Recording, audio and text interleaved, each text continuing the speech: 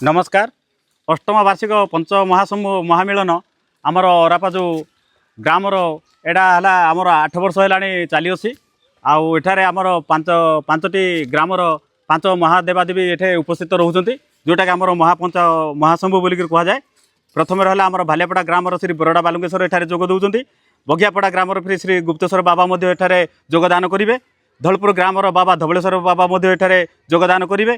खोलीबेड़ार आमर बाबा जोगेश्वर एवं उड़सिंगार बाबा सिद्धेश्वर एमती पंच महाशंभु ये मिलन हम। तेणुक आपण मैंने आम अनुरोध करुचु बहु संख्यार आमर यही काली की जोटा आमर 6 तारिख में आम 6/4/2026 एटा हूँ आमर अष्टम वर्षर आयोजन।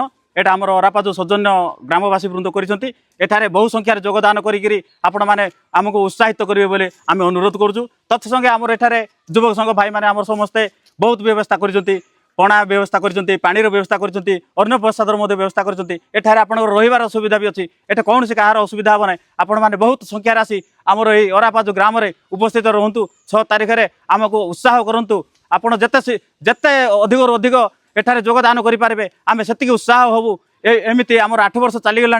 तेणुक आम आपण मानक विनीत अनुरोध करुँ बहु संख्यार योगदान करेंगे बोली अनुरोध। तत्संगे आमर अरापाजु ग्रामर समस्त भाई भौणी आबाल वृद्ध वनिता जोपरी माध्यम वर्तमान आयोजन करुँच आम बहुत खुशी अच्छू। तेणुक आपण मान भी सु आशीर्वाद नितांत दरकार। नमस्कार। हर महादेव पंच शंभु।